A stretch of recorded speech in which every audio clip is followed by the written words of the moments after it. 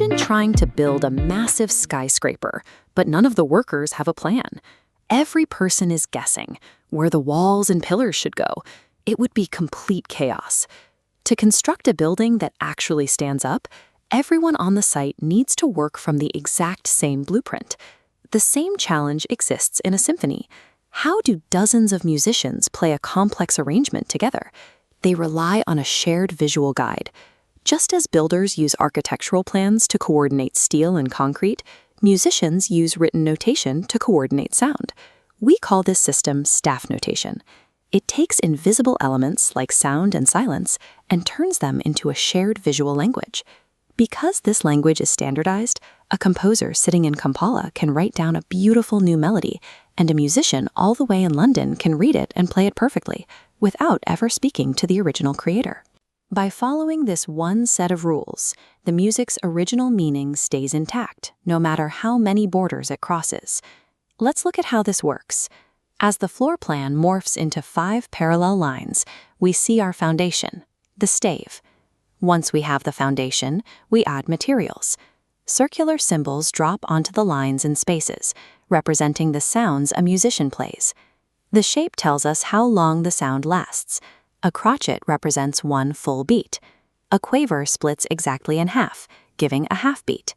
When a musician reads that symbol on the page, their hand translates it into action, plucking a string to create that exact note. The shape of the symbol provides the precise building materials needed to build the song's rhythm. But a building made of solid brick with no empty space, no windows, and no hallways would be useless. You need room to move. In music, those essential spaces are called rests. On this timeline, the 3rd beat is replaced by a crotchet rest symbol, a signal for 1 beat of calculated silence. A rest is never just a mistake or empty air. It is an active, measured part of the performance. That intentional silence creates the structural framework that makes the surrounding sounds meaningful. Finally, we need a way to fine-tune our notes, very much like turning a radio dial to capture a clear signal without any static. To make tiny, precise adjustments to a note's pitch, musicians use specific symbols called accidentals. Look at this note on the stave. When we add a sharp symbol, which looks like a hash mark, it raises the pitch by 1 tiny step, known as a semitone. Using a flat symbol, which looks like a lowercase b, does the opposite. It lowers the pitch by a semitone. These micro-adjustments give composers the tools to communicate specific emotional tones and complex harmonies. It is easy to assume that staff notation is strictly for Western orchestras. In reality, it belongs to any musician who learns to use it. These same symbols can capture and preserve traditional Ugandan melodies that have historically been passed down only by ear.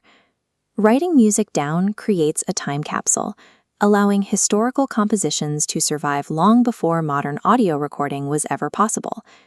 Here, those individual symbols we've studied assemble to map out the structure and rhythm of a familiar local folk song. Translating traditional music into staff notation ensures that Uganda's unique cultural history is protected for future generations.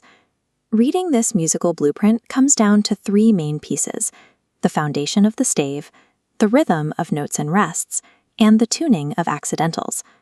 Learning to navigate these plans is what allows a musician to step into a professional orchestra or a recording studio and play their part perfectly from the very first take. As these symbols become familiar, the lines and dots transform into actual sounds you can hear in your head before you even start to play. Mastering staff notation gives you the ultimate tool to write your own musical history and share your creativity with the entire world.